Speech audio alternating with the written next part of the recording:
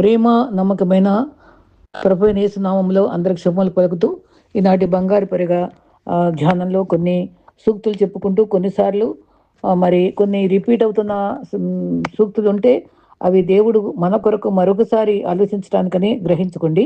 దేవుని సేవ కంటే కేవలము వాక్యం బోధించడం మాత్రమే కాదు, ఆ వాక్యానుసారంగా నడవటం, బాధ్యతగా మందను కాయడం, అన్ని విషయాల్లో మాదిరి చూపడం, పేదలను అనాథాలను కనుకరించడం, అన్నిటికంటే ముఖ్యంగా క్రీస్తు ప్రేమను క్రియల్లో చూపటం. ఇది చాలా ప్రాముఖ్యంగా మనం గమనించుకోవాలి. అంతేకాదు మరి మన దృక్పథం, మోటివేషన్ అంటే మన వైఖరి, మన తలంపు, నిర్ణయాలు ఎలా ఉండాలి, మనం చేసేవి కాకుండా మన యాటిట్యూడ్, వైఖరి, అది మనము సహృదయంతో సంకల్ప బలంతో మనం ఏ పనులను తలపట్టి దేవుని కొరకు చేయాలని మనం నడిపించబడాలి. మన నడక నలుగురికి బాట కావాలి, మన మాట అందరికీ మంచి కావాలి, మన చేయి 10 మందికి సహాయపడాలి. మరి మనిషిలో కోపము సహనము రెండు కూడా ఒంటరిగానే ప్రయాణం చేస్తాయి. కోపం వస్తే అన్నిటినీ లాగేసుకుంటూ పోతుంది, సహనం ఉంటే అన్నిటినీ మన దగ్గరకు చేరుస్తుంది. అది గమనించుకుందాం. ఆపదలో ఆదుకున్న ఆప్తుణ్ణి, బాధను పంచుకునే బంధువుని, సలహా ఇచ్చే సన్నిహితుణ్ణి, మేలుకొరే మిత్రుణ్ణి, ధైర్యం చెప్పే ఆత్మీయుడిని జీవితంలో ఎప్పుడు దూరం చేసుకోవద్దు. మరి ఏ రకంగానా ప్రభు ప్రేమను చూపించాలి. మనం జీవితంలో డబ్బు ఎంతైనా సంపాదించవచ్చు, కానీ మరి డబ్బుతో కొనలేని కొన్ని ఉంటాయి. అవే కాలము, సంతోషము, స్నేహము, ప్రేమ, నమ్మకం. ఇవి మనం వదిలిపెట్టకూడదు. నీటి విలువ ఎండాకాలంలో, ఆకలి విలువ ఉపవాసం ఉన్నప్పుడు, మనిషి విలువ దూరమైనప్పుడు మాత్రమే తెలుసుకుంటాం. అయితే ఎలా ప్రార్థించాలి అంటే, స్టార్ట్ విత్ ప్రేయిజ్, స్తుతిలో ఆరంభించాలి. కన్ఫెస్, మన పాపాలు మనం ఒప్పుకోవాలి. గివ్ థ్యాంక్స్, కృతజ్ఞతలు చెప్పుకోవాలి. Ask for what you need, మనకి ఏది అవసరాలో మనం అన్ని విజ్ఞాపన చేసుకోవాలి. ప్రే ఫర్ అదర్స్, ఇతరుల కోసం విజ్ఞాపన చేయడం చాలా గొప్ప అనుభవం. అది కాకుండా క్లోజ్ విత్ ఫెయిత్, మన ప్రభు మన మాటలు నమ్ముతున్నాడు అనే విశ్వాసంతో మనం ప్రార్థించడం అవసరం. స్టేజ్ మీద మాటలు చెప్పడం సులభం, కానీ కన్నీరు తొడవటం కష్టం.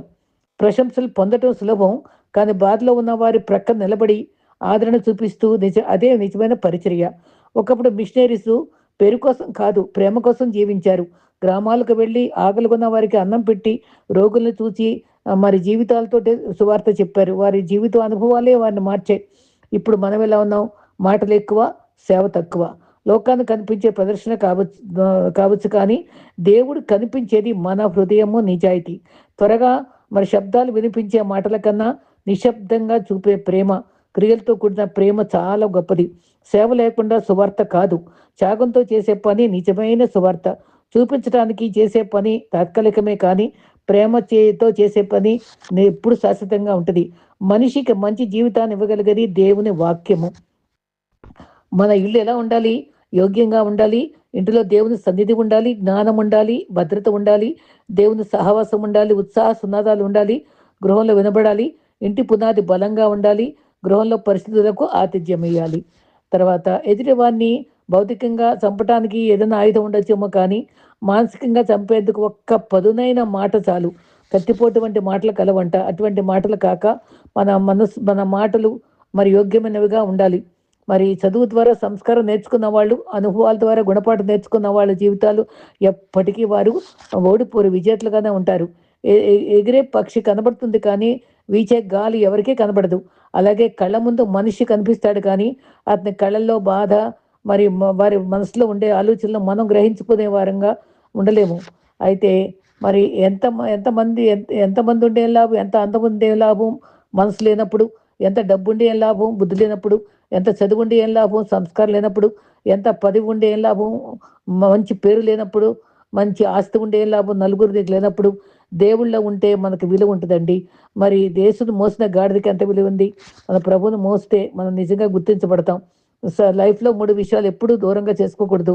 ఇచ్చిన మాట, మరి నమ్మిన వారి హృదయము, మరి పెంచిన వారి నమ్మకత్వం ఎప్పుడు కూడా మనం మర్చిపోకూడదు. లైఫ్ ఎలాంటిది అంటే, వయసులో ఆనందాన్ని ఇస్తుంది, అన్ని అర్థమయ్యే వయసు కన్నీళ్ళను కలిగిస్తుంది.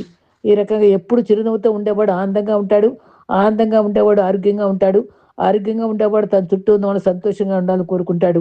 అందుకనే ఫిలిప్పీ పత్రిక 4:4 మరి జైల్లో ఉండి కూడా పౌలు మరలా చెప్పుతుంది, యేసునందు ఆనందించుడి, ప్రభునందు మరలా ఆనందించుడి అన్నాడు. మనం ఆనందంగా ఉండే ఆనందాన్ని పొందుదాం.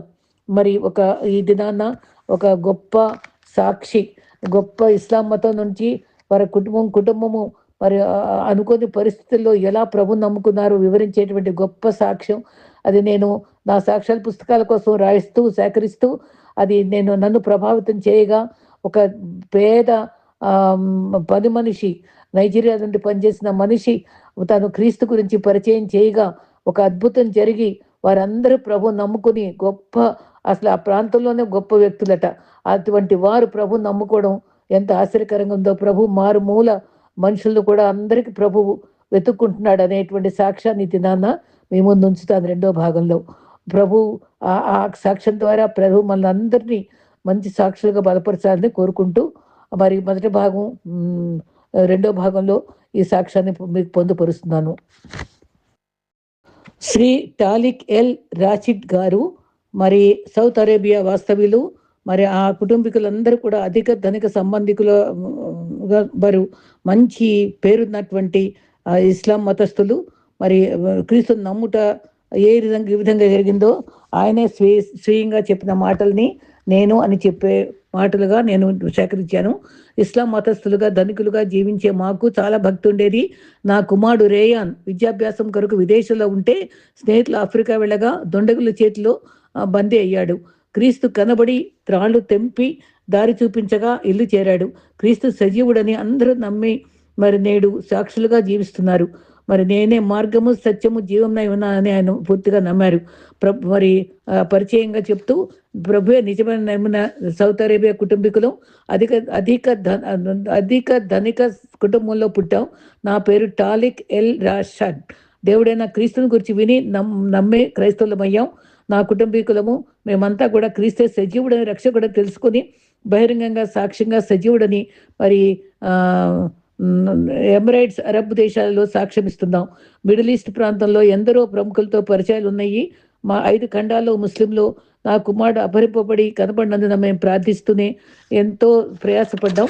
అయితే సౌదీ అరేబియాకి చెందిన అధిక ధన కుటుంబంలో నిష్ఠతో ఖురాన్ పఠిస్తూ సదా ప్రార్థన చేసేవారు. నా తండ్రి గొప్ప వ్యాపారవేత్త. నేను నా తమ్ముడు నాన్నగారితో కలిసి చాలా ఆస్తులు వ్యాపారాలు విస్తరించుకోగలిగాం. నేను పెద్ద కుమారుడిని. నా తల్లి అధిక భక్తురాలుగా ప్రార్థన చేసేది. నా భార్య అనుకూలవతి. నాకు ఒక కుమారుడు. మరి నాకు ఒకే ఒక కుమారుడు. మరి విద్యాభ్యాసంకే చదువుకే స్నేహితులతో కలిసి ఒక ప్రాంతానికి వెళ్ళాడు. అక్కడ బందీగా కనబడలేదు. దుఃఖంతో కృంగిపోయాం. నా ఇంట్లో నైజీరియా వనిత గ్రేస్ అనే పేరు గల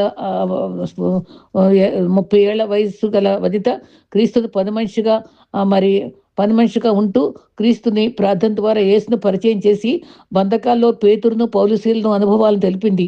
నేను నా భార్య ఆశతో నమ్మి ఏకీవించగా 14 రోజుల్లోనే క్రీస్తు నా కుమార్ని దర్శించి యేసు కనబడి చేయి పట్టుకుని మరి ఎగ్జాక్ట్గా ఏ విధంగా అయితే మరి పేతుర్ని పౌలుసీలను బయటికి తీసుకొచ్చారో ఆ ఇనుప తలుపుల నుంచి కట్టినటువంటి బంధకాల నుంచి విడిపించి చేయి పట్టుకుని రోడ్డు పక్క నడిపించి ఊర్లో చేర్చి మరి విమానం ద్వారా అతనికి వచ్చేటట్టుగా సహకరించిన క్రీస్తుని వీళ్ళు నమ్మారు.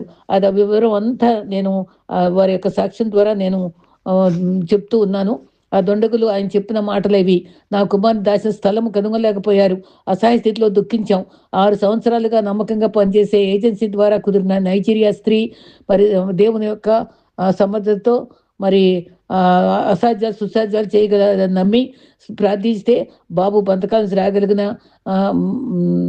నమ్మకం చెప్పించి హెచ్చరించి ప్రార్థించింది. 40 సంవత్సరాల పట్టుదలతో ముస్లిం ఆచారాలు నమ్మకంగా నిర్వహించిన మేము కలవరపడ్డాం. మా నాన్నగారికి చాలా రంగాల్లో ప్రతిభతో వ్యాపార సంబంధాలు ఉండేవి. నా తల్లి చాలా క్రమశిక్షణ గల భక్తి గల స్త్రీ. మా 4 సభ్యులు చాలా భక్తి శ్రద్ధలతో పెంచింది. ఇస్లాం మతాచారాలను నేర్చుకుంటే కాదు, అవి మా ఊపిరిగా పెరిగాం. మా ఇంట్లో ఎటు చూసినా ఖురాన్ శ్లోకాలు వినిపించేవి. మాకున్న అధిక ఆస్తి కేవలము అల్లా దయ వల్ల లభించింది అని దృఢ విశ్వాసంతో ఉండేవాళ్ళము. ఈ విధంగా మరి మేము మా మేము తమ్ముడు 2 సోదరమణులు ఉండేవాళ్ళం. నా తల్లి పేరు ఫాతిమా, నాకు సోదరుని పేరు ఖాలిద్, మరి నోరా మరియు దీనా నా చెల్లెల పేర్లు. అందరము ప్రేమతో భక్తితో పెరిగాం. మేమంతా మంచి విద్యావంతులమయ్యాం. నా చెల్లి తెలివిగా ఉండేవారు. మా నాన్న పేదలకు సహాయం అందించేవారు. అనేక సంస్థలు నెలకొల్పారు.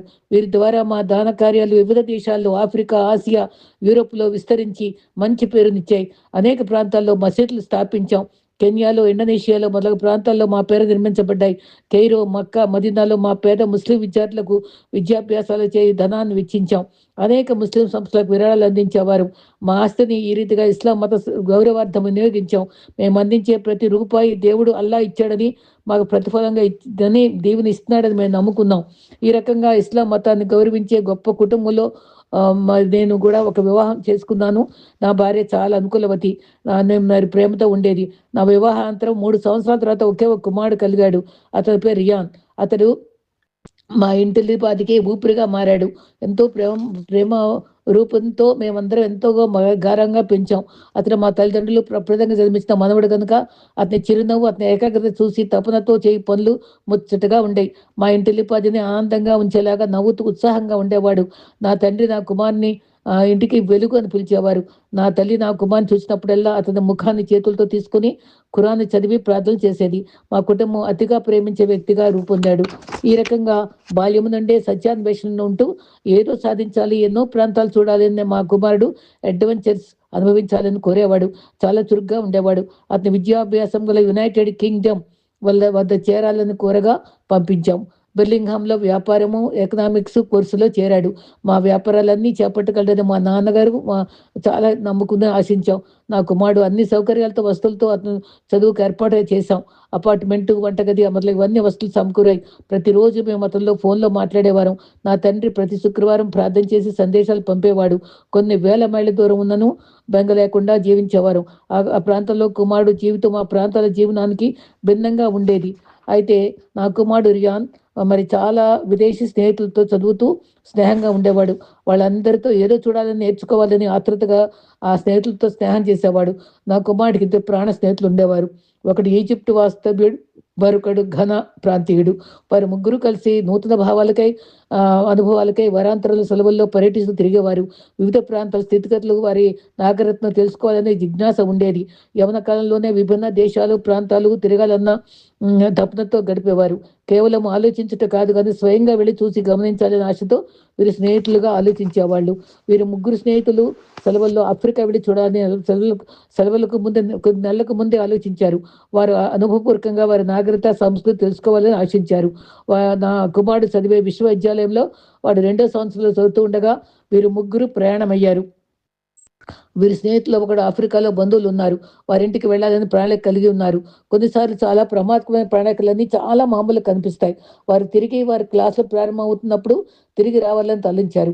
నా కుమారుడు కాలేజీ క్యాంపస్లో సెలవులు గడుపుకొని తిరిగి మళ్ళీ చేరిపోవాలని ముగ్గురు ఎంతో ఆశతో ప్రయాణమయ్యారు. ఆ ప్రాంతం వెళ్తున్నట్టుగా మాకు చెప్పలేదు. మేము నమ్మాం. మా భార్య హస్సాకు కూడా మేము ఊరికే బాగున్నామని చెప్పాడే కానీ ఈ విషయాలు ఏం చెప్పలేదు. నా కుమారుడు బాధ్యత గల మంచి కుమారుడు కనుక మేము కూడా నమ్ముకున్నాం. వారు ముగ్గురు కలిసి ఉన్న బర్నింగ్ హోమ్ నుంచి మరి కర్టూన్ అనే టికెట్ కొనుక్కున్నారు. వారు ఖర్టూమ్ అనే దానికి టికెట్ కొన్నారు. వారు అక్టోబర్ నెల. నా కుమారుడు చిన్న సందేశం మాత్రమే పంపాడు. క్షేమంగా ఉన్నామన్నాడు. మంగళవారము మాకు ఒక సందేశం అందింది. నా కుమారుల వద్ద నుంచి కాదు, ఒక ఈజిప్ట్ స్నేహితుడి దగ్గర నుంచి వచ్చింది. వారు ప్రమాదం ఎదుర్కొన్నారని, ఈజిప్ట్ స్నేహితుడు పారిపోయాడని, ఘనా స్నేహితుడు బంధువుల నుండి చేరిన సమాచారము మరి మాకు చాలా భీతిని కలిగించింది. వారికి వీడు తప్పిపోయే తన కుమారుడిని ఎవరో బందీగా తీసుకువెళ్లారని మాత్రమే తెలిసింది. ఒక గైడ్ ద్వారా కాస్త లోపల ప్రాంతాలకు సంచరించుతుండగా ఆర్మీ వారు వారి ముందు మిలిటరీ డ్రెస్లో నా కుమారుని ఎదుర్కొన్నారట. వారి ముగ్గురిని విభజించారట. ముగ్గురులో ఈజిప్ట్ స్నేహితుడు పారిపోతే ఘనాను స్నేహితుడు కొట్టి రోడ్డుపై పడవేశారట. నా కుమారుని మాత్రము చెరపట్టుకుని దూరంగా తీసుకెళ్లిపోయారట. ఆ రకంగా ఆ వార్త వినగానే మేమున్న స్థితిలో ప్రగతి అంతా కూలిపోయిందా అని భావించి చాలా కృంగిపోయాం. నా వాడిపై దాడి చాలా ఎంతో ఆశలు పెట్టుకున్నాం. బ్రతికి ఉన్నచో మరణించాడో అదో తెలియదు. మా నాన్నగారికి ఇతర దేశాల అధికారులతో సత్సంబంధాలు ఉన్నాయి. వెంటనే ఫోన్ ద్వారా సమీప దేశాల అధికారులతో సంప్రదించారు. సౌదీ గవర్నమెంట్ అధికారులు 3 దేశాల వారిని సంప్రదించారు. కొన్ని దశాబ్దాలు వారితో వ్యాపార లావాదేవీలు ఉండేవి. మరి కాస్ట్యూమ్లో ఉన్న పోలీస్ అధికారులతో మాట్లాడి సత్వర చర్యలు తీసుకుని రేయాన్ పరిస్థితి కనుగొనే వాళ్ళని తెలిపారు. అతి ప్రాముఖ్యమైన రహస్య పోలీస్ దళానికి, అతి ఖరీదు గల సంస్థకు, అరబ్ దేశాలకు, ఆఫ్రికా కూడా సందేశం ఇచ్చి రేయాన్ జాడలు తెలుసుకోవాల్సిందిగా ఆదేశాలు ఇచ్చారు. ఖర్చులన్నీ భరించి బిల్లు చెల్లిస్తామన్నారు. అనేక ప్రాంతాల వారిని సంప్రదించారు. ఈ రకంగా ఖర్టూమ్ రహస్య పోలీసు దళాలు తీవ్రంగా శ్రమించారు. నా పరిస్థితిని చూసిన నా తమ్ముడు ఖాలిద్ నాతో, అన్నా నేను వెళ్ళి కొందరు స్నేహితులతో స్వయంగా వెళ్ళి కనుక్కుంటానని వెళ్ళాడు. సూడాన్ అధికారులు అభియమిస్తూ అన్వేషించారు. ఆ శత్రు సమూహంలో రేయాన్ను కిడ్నాప్ చేశారో, ఎవరు చేశారో, ఏ డిమాండ్లు కోరనే ఉన్నారో ఎవరికి తెలియలేదు. అంత ఆందోళనతో బాధపడ్డారు. ప్రతి ఛానల్లో సంప్రదించారు. చాలా ఖర్చు పెట్టాం. ఏ జవాబు పొందలేదు. నా తల్లి, నా కుమారుడు తప్పిపోయిన రోజు నుంచి ప్రార్థన ఆపలేదు. అనేక ప్రాంతాల్లో మసీదుల్లో, లాగోస్, మరి ఖైరో, ఇస్తాంబుల్ మరియు జాకర్తాలో తీవ్రంగా ప్రార్థనలు జరిపించాం. ప్రపంచంలో ఉన్న మసీదులన్నిటికీ వార్త తెలిపి ప్రార్థన జరిగించగా సీలింగ్లో చేరి నేలకు కొట్టుకొచ్చినట్టు జవాబులే లేవు. 3 వారాలు గడిచాయి. ఏ జవాబు లేదు. నా తమ్ముడు తిరిగి వచ్చాడు చాలా నిరాశగా. ఏ ప్రయత్నం చేయలేదు ఇక. ఆ రోజు ఆ కుమార్ గదిలో అతని వస్తువులన్నీ, ఫోటోలన్నీ చూస్తూ దుఃఖపడుతూ ఉన్నాం. ఎవరు ఏమీ మాట్లాడుకోలేదు. ఆ ఇంట్లో ఏ స్వరము వినబడలేదు. అందరూ మౌనం అయిపోయాం. నైజీరియాకు చెందిన గ్రేస్ ఇంటి పని మనిషి ప్రవేశము పనిమిత్తము మరి ఆ మరి మహిమదాన్ సౌదీ అరేబియాలో ఒక ఆ ప్రాంతం నుంచి వచ్చి మా గృహంలో 6 సంవత్సరాలుగా పనిచేస్తూ ఉంది. ఆమె చాలా నమ్మదగిన పనిగట్టుగా ఉండేది. ఆ రోజుల్లో మా ఇంట్లో నా కుమారుని దుస్థితి విలపించడం గమనించింది. కేవలం సానుభూతితో కాక మరేదో భావంతో మమ్మల్ని చేరింది. నా తల్లిదండ్రులు, కుటుంబీకులు మాకు దుఃఖం చూసి ఇంటి వెనుకగా చేరి అక్కడ ప్రార్థన చేయడం, క్రీస్తుని నమ్మటం అనుమతించరు కనుక మూల ప్రాంతంలో చేరి ఏడ్చి ప్రార్థిస్తూ ఉండేది. ప్రార్థిస్తూ ఆ సాయంత్రం మమ్మల్ని చేరింది. ఏదో చెప్పబోయింది. ఆ ధైర్యం చేసి మమ్మల్ని చేరి, నేను నమ్మి సేవించే దైవము అసాధ్యాలను సుసాధ్యం చేయగలడు. మీరంతా అనుమతిస్తే నా రక్షకుడు యేసుక్రీస్తుని ప్రార్థించగలనని అతి వినయంతో కోరింది. మా వద్ద ఇస్లాం మతమును దాటి మరి యొక్క మత చాలా సంభాషణ వినే అవకాశం ఏమాత్రం లేదు. మరి చల్లని గ్లాసులో రాయిపడిన భావం కలిగింది. ఆమె గొంతులో ఉన్న శాంతము, స్థిరత మమ్మల్ని ఆలోచింపజేసింది. బైబిల్ మత గ్రంథము యేసుక్రీస్తు వివరిస్తూ, పేతురునే క్రీస్తు శిష్యుని ఆయన అనుభవాలు వివరిస్తూ, ఆ రోజుల్లో మతమునకు శత్రువైన రాజు పేతురుని చెరసాల్లో గొలుసులతో బంధించుంచగా, అతని కాపులాగా సైనికులు ఉంచగా రాత్రంతా సంఘం అత్యాసక్తితో ప్రార్థించారు క్రీస్తు అనుచరులు. అప్పుడు దేవుని దూత ప్రార్థించగా దేవుని దూత ప్రత్యక్షమై ఆ జైల్లో పేతురును దర్శించి సంఖ్యలను తొలగించి పేతురు చేయి పట్టుకుని బయట బంధించిన ఇనుపు గేటును దాటించి రక్షించింది. ఆ జైలు గేట్లు సంఖ్యలు అద్భుతంగా తెరవబడ్డాయి. మరొక సందర్భంలో క్రీస్తుని నమ్మిన సేవకుడైనటువంటి క్రీస్తు రక్షకుడు సజీవుడని చెప్తూ పౌలుతో పాటు అతని పౌలు శీలలు కలిపి బంధించిన చెరసాల్లో ఉంచారు ఆ ప్రాంతంలో ఉన్న అధికారులు. అప్పుడు ఆ జైల్లో వాళ్ళిద్దరిని తీవ్రంగా కొట్టి బాధించి బొండల్లో కాళ్ళను ఇరికించి శ్రమ కలిగించారు. వారిద్దరూ క్రీస్తు గురించి పాటలు పాడి స్తుతించసాగారు. ఆ మధ్యరాత్రి సమయంలో గొప్ప భూకంపం కలిగింది. ఆ క్షణం సంఖ్యలన్నీ ద్వారాలన్నీ తెరవబడ్డాయి. సంఖ్యలు విడవబడ్డాయి. జైల్లో ఉన్న వారు పారిపోలేదు. జైలు యజమాని భయపడగా పౌలు అభయం ఇచ్చి రక్షణ మార్గం తెలిపాడు. ఆ రీతిగా పేతురును పౌలు శీలను కూడా అద్భుత రీతిగా సంఖ్యల నుండి విడిపించి సజీవుడకు క్రీస్తు అద్భుతాలు చేయగలిగాడు. మీ బిడ్డను కూడా త్రాళ్లతో బంధించినను ప్రార్థన శక్తి ద్వారా అద్భుత విడుదల ఇస్తారని వివరించింది. నా భార్య అయితే ఆ పనమ్మాయి గ్రేస్ మాటలు అతి శ్రద్ధతో విన్న తర్వాత తన భావాల్లో చలనం గమనించాను. నాలో కూడా అదే భావం కలిగింది. గ్రేస్ మాటలో సత్యాన్ని గ్రహించగలిగాం. మేము మీ క్రొత్త విశ్వాసం స్వీకరించి ఆధారపడగలమా అని ఆలోచించాం. క్రీస్తు వెంటనే మీతో కలిసి నేను నా నమ్మిన క్రీస్తుని ప్రార్థిద్దాం అని తెలిపింది. కుటుంబం అంతా ఏకీవిస్తే మంచిదంటే అది వాళ్ళందరూ ఏకీవించలేరు, మన ముగ్గురు చాలని ముగ్గురితో కలిసి ప్రార్థించడానికి ఆరంభించారు.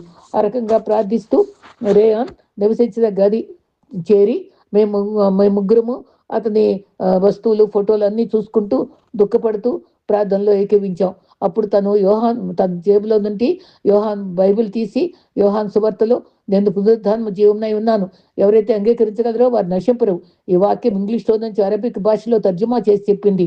రెండో వాక్యంగా కీర్తనల గ్రంథంలో నుంచి విరిగిన వారికి ఆశ్రయంగా ఉంటాడు, కృంగిన వారు లేవనెత్తుతాడు అని దేవుడు గొప్ప దేవుడు అని చెప్పింది. చాలా ప్రశాంతంగా చదివి వినిపించింది. ఆ తర్వాత గ్రేస్ మోకరించి సూటిగా మరొక వ్యక్తితో మాట్లాడుతున్నట్టు యేసు ప్రభుని సంబోధిస్తూ అతి సన్నిహితంగా నమ్మకంగా ప్రార్థించడం చూసాం. 40 సంవత్సరాలుగా ఇస్లాం విశ్వాసంలో ప్రార్థించిన రీతిలో ఏనాడు గ్రేస్ చేసేట్లుగా ప్రార్థన ఏకాగ్రతతో దృఢ నమ్మకంతో ముఖాముఖిగా ప్రార్థించుట నేను చూడలేదు. నన్ను చాలా ఆశ్చర్యపరిచింది. ఆమె రాసిన కాగితం నుండి చదవలేదు. ప్రతి మాట దేవునితో అతి సాన్నిహిత్యంగా సొంతంగా సృజనాత్మకంగా గుండె లోతుల్లో నుంచి పలికిన మాటలు స్థిరతతో విశ్వాసంతో నిండింది. దేవుని వాగ్దానాలు ఎత్తిపట్టి ప్రార్థించింది. ప్రభువా, గతంలో పేతురు పౌలుసులను జైలుచేర్చి బంధింపబడిన వారిని అద్భుతంగా వెలుపులకు చేసిన విధంగా ఆశ్చర్యకరుడు దేవా, ఆ రోజులో చేసిన అద్భుతం ఈ గృహంలో రేయాన్ చూసి విడుదల ప్రసాదించాడని ప్రార్థించింది. అంతేకాదు, రేయాన్ మరి ఇంకను భయంతో ఏదో మూల బంధింపబడితే దూతలను పంపి రక్షించండి అని వినయంగా ప్రార్థించింది. ఆ రకంగానే మేము ప్రార్థన కొనసాగించాం. 2 వారాలు అతి భారంతో నిండిన దినాలు గడిపాం. అప్పటికి రేయాన్ వివరాలు తెలియలేదు. ఎవరితో ఏం చెప్పుకోలేదు. ప్రతి ఉదయం గ్రేస్తో ఇంట్లో మారుమూల ముగ్గురం కలిసి ప్రార్థించసాగాం. దేవుని వాక్యం చదివి వినిపించేది. నా తల్లిదండ్రులు, నా సహోదరులు మేము కొత్త మతం ఆశ్రయించుట వారి మతానికి ద్రోహం చేయుటగా భావించగలరని మేమేమీ చెప్పలేదు. రేయాన్ తప్పిపోయిన 2 వారాల తర్వాత ప్రార్థన 2 వారాలు చేసిన తర్వాత సూడాన్ నుంచి అరబిక్ భాషలో మరి కార్టమ్ పోలీస్ అధికారుల నుంచి ఫోన్ వచ్చింది. ఏమనంటే, మా వద్ద ఒక యవనుడు వీధిలో కనిపించాడు. అసహాయ స్థితిలో ఉన్నాడు. అతని వద్ద ఫోన్ లేదు, ఏ గుర్తింపు లేదు. అతని వద్ద జ్ఞాపకం ఉన్న ఫోన్ నంబర్ ఇచ్చాడు.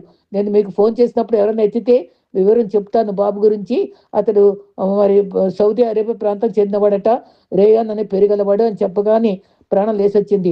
మీరు లైన్లో ఉన్నారా అని ప్రశ్నించి మా నాన్నగారికి వెంటనే తెలియజేశాను. ఆయనకి ఎంతో పలుకుబడి ఉంది కాబట్టి వెంటనే ఆయన ఆఫీసర్లతో మాట్లాడి మరి సరైన వెంటనే విమానము ఆరించేసి వాడిని మా దగ్గర పంపించే ఏర్పాట్లు చేయించారు. వెంటనే ఫోన్ చేసి వెంటనే విమానం సిద్ధంగా అయింది. క్షేమంగా మా ప్రాంతం చేరు ప్రయాణికులన్నీ అతి త్వరలో సిద్ధం చేయగా 2 వారాల క్రితం అసాధ్య పరిస్థితిలో ఉన్న మేము మరి ఆనందంగా రేయాన్ని స్వీకరించడానికి సంసిద్ధమయ్యాం. అందరము, నా తల్లిదండ్రులు, తమ్ముడు, సోదరులంతా విమానాశ్రయం చేరాం. మా గుండె చప్పుడు రెట్టింపైంది. నా కుమారుడు ఎట్టకేలు కనిపించాడు. చాలా చిక్కిపోయింది, నీరస స్థితిలో కనిపించాడు. నా తల్లి అతను చూసి కింద పడి వణికిపోయింది. నా తండ్రి నా జీవితంలో ఎన్నడూ చూడని రీతిగా కన్నీటి ప్రవాహంలో కనిపించాడు. నా చేతిలో ఆప్యాయంగా ఆలింగనం చేసుకోగా నా భార్య నాతో చేరింది. అందరము ఎంతో ఆనందించాం. తప్పిపోయిన వాడు దొరికాడు. అది అద్భుతం జరిగింది. ఆ తర్వాత స్నేహితులు, బంధువులంతా చేరారు. కన్నీరు, ఆనంద బాష్పాలు, కేకలు, తెరందలతో రేయాన్ రాకను వేడుకగా జరిపాం. నా తల్లులు రేయాను మరి మరి వారి కౌగిల్లో ఆ రోజంతా దులుపుకొని బెంగ తీర్చుకున్నారు. అందరూ ఇల్లు విడిచి వెళ్ళిన తర్వాత మా కుటుంబీకులు మాత్రం మిగిలాం. ఒక చోట చేరాం. జరిగిన వివరాలు రేయాను చెప్పాలని కోరుకున్నాం. ఆడు వివరించగా ఆశ్చర్యపడ్డాం. రేయాను బందిగా నుండగా క్రీస్తు దర్శించాడు. ఎలా దర్శించాడో విందాం. రేయాను మా ముందే అతి ప్రశాంతంగా మాట్లాడసాగాడు. కార్టూ రోడ్డు మీద ఉండగా ఆర్మీ వ్యక్తులు 3 స్నేహితులతో ఉండగా వాళ్ళిద్దరూ విడిపోయి తన మాత్రమే మరి లాగి వెహికల్లోకి తీసుకెళ్ళి బంధించేశారు. కళ్ళు మూసేశారు. తర్వాత చాలా దూరంగా ప్రయాణం చేశారు. చివరకు మారుమూల ప్రాంతంలో కాంక్రీట్ బిల్డింగ్ చేర్చారు. ఒక చీకటికున్న గదిలో నేలపై ఉంచారు. చిన్న కిటికీ, పైగా ఎక్కడో కిటికీ ఉందట. ఆ తర్వాత గది బయట తాళం వేసేశారు, బంధించారు. ఆహారము, త్రాగుటకు నీరు ఇష్టమైతే ఇచ్చేవాళ్ళు. ఎప్పుడో వెంటనే రోజు ఇచ్చేవాళ్ళు కాదు. ఎప్పుడో తోచినప్పుడు కొంచెం ఆహారం పడేసేవాళ్ళట. మరి సరిగ్గా మాట్లాడేవారు కాదు. ఎవరు తన కోసం రాలేదు. వారి భాష సరిగ్గా అర్థం కాలేదు. బాల్యం నేర్చుకున్న ప్రార్థనలు ఇస్లాం భక్తితో వల్లించుకునేవాడు కనుక రేయాన్ అతను ఎంతో కాలంగా ఎక్కడున్నాడో అర్థం కాలేదు. ఏం చేయాలో అర్థం కాలేదు. రేయాన్ గతంలో ఏనాడు అంత భక్తితో అల్లాకు ప్రార్థించినంత తీవ్రంగా నీటితో రక్షించమని వేడుకున్నాడు. ఆ ఖాళీ రూమ్లే కేకలు మిగిలాయి. జవాబు రాని ప్రార్థనలు అనిపించాయి. ఆ గది చాలా ప్రశాంతంగా ఉంది. ఆ రాత్రి మధ్యరాత్రి లేచినప్పుడు ఎందుకో వెలుగు వచ్చింది. గొప్ప వెలుగు కనిపించింది. అది పైన కిటికీ నుండి కాదు, ఇంటి గదిలోనే. కరెంటు లేదు. మరి ఇంత వెలుగేంటని ఆలోచనగా చూసేటప్పటికీ తెల్లని వస్త్రాలతో ఒక వ్యక్తి కనిపించారు. ఆయనే క్రీస్తు. గొప్ప ప్రశాంత వాతావరణం కనిపించింది. మరి ఆ గొప్ప వెలుగులో తెల్లని వస్త్రాలతో వ్యక్తి ఆయన పరిచయం చేసుకున్నారు. మరి వెలుగులో వెచ్చదనం కూడా ఉంది. ఒక దుప్పటి కప్పిన ప్రశాంతత కలిగింది. నా పేరు యేసు. నన్ను కట్టిన తాళ్ళన్నీ యేసు ప్రక్కగా ఉండేట్టు చూశాను. నీవు వెళ్ళే సమయం ఆసన్నమైంది అని యేసు నాతో చెప్పారు. అంతే, 2 మాటలే మాట్లాడారు. నా ఇనుప ద్వారం ఎవరు తెరుపకనే అద్భుతంగా తెరవబడింది. నా కట్లు లేవు, ద్వారం తెరవబడినట్టు చూశాను. నా హస్తం పట్టుకుని నన్ను బయటకు నడిపించారు. ఆ దారిలో ఎవ్వరు లేరు. మధ్యరాత్రి రాత్రి క్రీస్తు నన్ను విడిపించి దూర ప్రాంతం నాకు నడిపించుకొని తీసుకొచ్చారు. జనసంచారము, లైట్లు, భవనాలు ఉన్న ప్రాంతంలో మరి ఆ క్రీస్తు నాతో వచ్చి ఆ ప్రాంతము చేరువు వరకు నాకు తోడుగా ఉన్నారు. ఖర్టూమ్ ప్రాంతంలో ఉన్నట్లు నేను ఆ మెయిన్ రోడ్డు మీద నన్ను ఉంచారు. అక్కడ ఉంచి తర్వాత చూస్తే క్రీస్తు కనబడలేదు. యేసు అని నాకు అర్థమైంది. ఆ రోజులో తిరుగుతున్నప్పుడు ఖర్టూమ్ పోలీసులు అతను చెప్పిన ఫోన్ చేయగా వారంతా గొప్ప రీతిగా విమానం సిద్ధం చేసి అతని క్షేమంగా ఇల్లు చేరు ప్రయత్నాలన్నీ చేయగా మా నాన్నగారు ఫోన్ ద్వారా సంప్రదించగా విమానాశ్రయంలో రేయాన్ని స్వీకరించి ఆనందించాం. అతను చెప్పిన అనుభవం విని అత్యధికంగా ఆశ్చర్యపడ్డాం. గ్రేస్ బైబిల్లో చెప్పిన రీతిగా పేతురు పౌలు శీలకు రక్షించిన రీతిగా ఆమె ఎలా కోరి ప్రార్థించిందో, మేము 14 రోజులు ఏకీవించి ఎలా ప్రార్థించామో ఆ అద్భుతము క్రీస్తు కనబడి త్రాళ్ళ నుంచి విడుదల చేసి మరి ఇనుప గేట్ల నుంచి నడిపించి సురక్షిత ప్రాంతానికి అద్భుత రీతిగా చేర్చిన సజీవుడు దేవుణ్ణి మరి స్తుతించాం మేమంతా. ఈ రకంగా నా తల్లిదండ్రుల ఆలోచనలు ఆశ్చర్యంతో మారిపోయాయి. నోరా, దీనాలు కూడా ఆశ్చర్యంతో తేరి చేశారు. నా భార్య మొదటిగా నోరు తెరిచి మాట్లాడింది. మేము గ్రేస్తో కలిసి 14 రోజులు విశ్వాసంతో క్రీస్తును చాటుగా ప్రార్థించాం. మేము సరిగ్గా ప్రార్థించిన రీతిగా జరిగింది. రేయాను బంధకాలు తొలగించి విడుదల ఇవ్వాలని చాలా దుఃఖభారంతో యేసును ప్రార్థించాం. మా ప్రార్థనలని ఆ సజీవుడైన యేసు విని స్వయంగా రేయాను దర్శించారు. క్రీస్తే సజీవుడైన నిత్య దేవుడు. ఆయన కట్లు తెంపారు, గేట్లు తెరిచారు, నడిపించి గమ్యం చేసి బాబును మన మధ్య ఉంచారు. హల్లెలూయా. నా తల్లిదండ్రులు, సోదరుడు నోరా, దినాలు క్రీస్తుని నమ్మారు. రేయాను కూడా ఒక వారం తర్వాత క్రీస్తు రక్షకుడు నమ్మాడు. ఆ నెలలోనే మరి నా తల్లి కూడా గ్రేస్ ఇచ్చిన బైబిల్ చూసి నమ్మి ఆ లోపే ఒక నెలలోపే నాన్న కూడా సాక్ష్యం ఇచ్చాడు. నా మనవని రక్షించిన క్రీస్తే నా రక్షకుడు అని ఒప్పుకున్నాడు. మా అందరి నమ్మకం చూసి మా సోదరులు కూడా మరి వారు ప్రభుని నమ్ముకోవడం జరిగింది. మేము అక్కడ ఆ ప్రాంతంలో శ్రమలకు పాల్గొతామని మేము తలంచి మా ఆస్తులన్నీ కూడా మేము